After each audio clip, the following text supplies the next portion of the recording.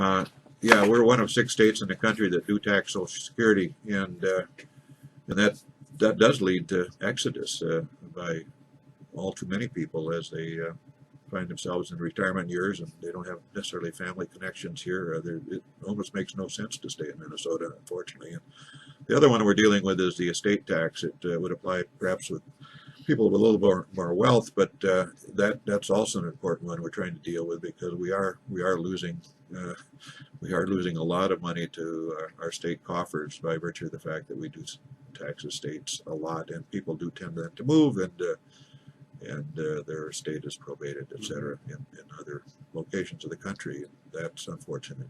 Any prospects on that Social Security? Well, the Social Security, yeah, tax getting.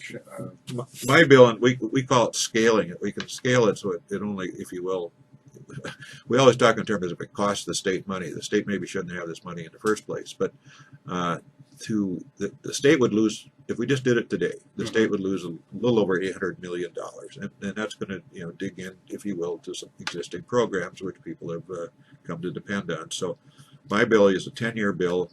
It would then be about $80 million a year. We'd have to figure out in terms of how to scale back, or maybe economic growth takes care of it. And so we'll have to be on a scale basis. We know that, but I just say let's just get started before. Sure. Iowa did it in 8 years. We ought to be able to do it in 10. Probably be able to, if we're better than I. We should be able to do it in 6. But that's right. But let's at least get started. For goodness sakes, we're just this outlier remnant state in this country with respect to what we do with Social Security tax. It's not fair to our senior citizens.